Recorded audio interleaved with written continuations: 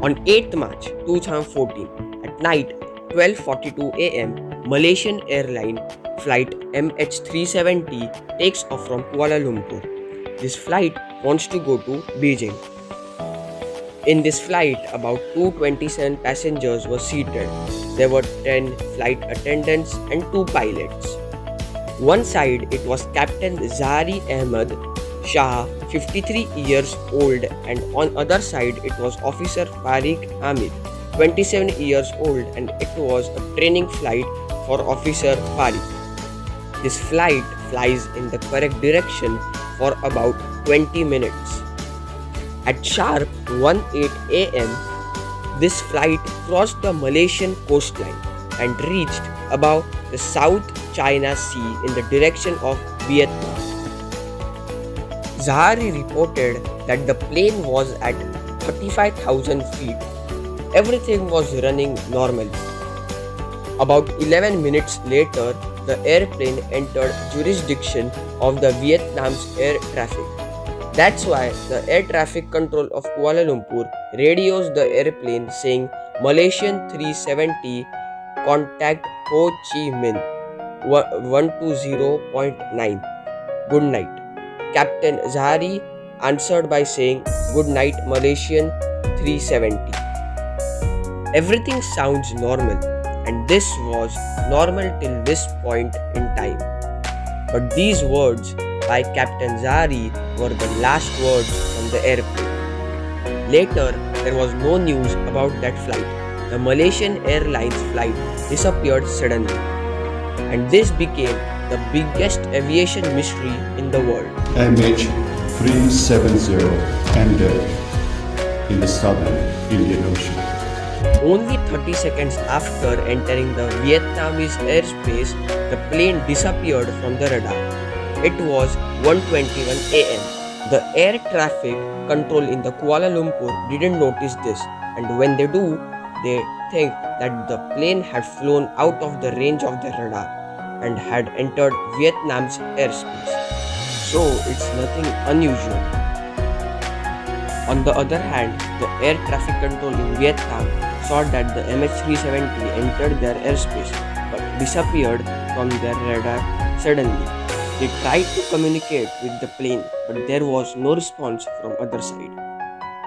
After repeatedly trying for 18 minutes, Vietnamese controllers informed Kuala Lumpur that MH370 had disappeared suddenly.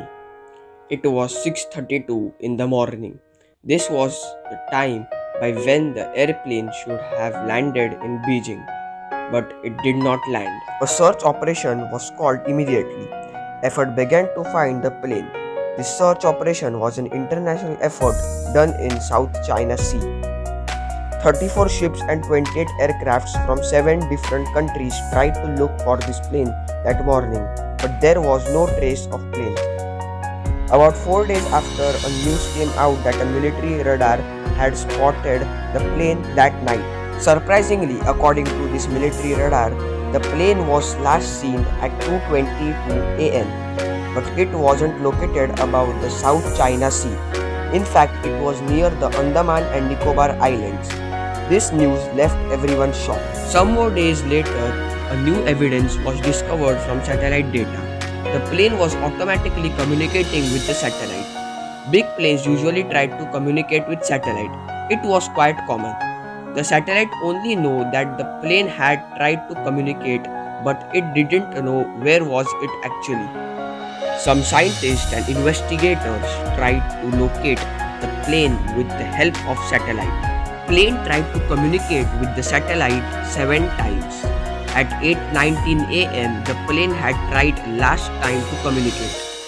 Scientists and investigators estimated that the plane could be anywhere from Kazakhstan, China, Indonesia to Australia.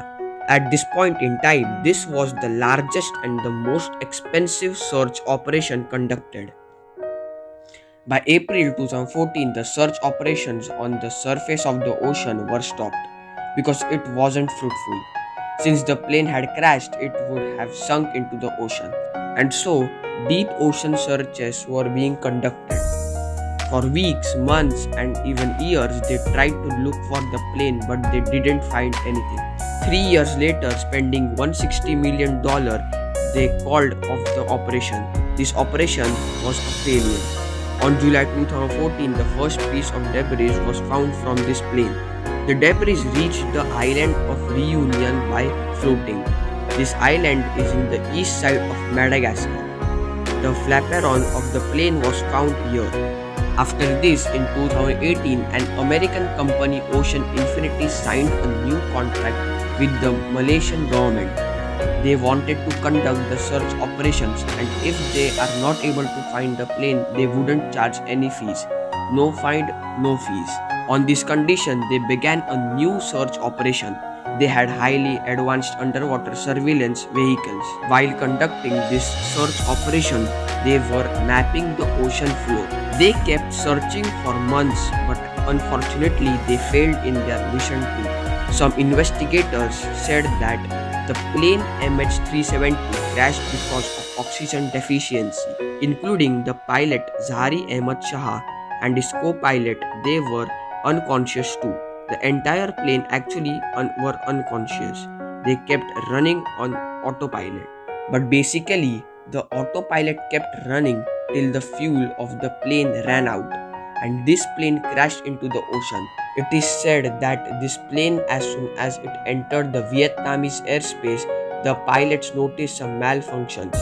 So the pilot turned the plane 180 degrees to take the plane back to Malaysia. But when the plane started flying towards Malaysia, a terrible accident may have occurred, which led to oxygen deficiency. In 2022, a new proof came out. This news is only 1 month ago, friends. Richard Godfrey, a retired aerospace engineer, claims that he knows the location of the plane. And tracking back through the data, and out of that tracking MH370, I'm sure they will be able to find the aircraft. He did his calculations using some radio wave technologies, and as per his calculations, the flight MH370 lies on top of the 7th arc and is 4 kilometers underwater. This is good news for the mystery of this flight. There may actually be a solution here. This operation would take only 1 year, and by the end of 2022, we would be able to see whether the plane is here or not.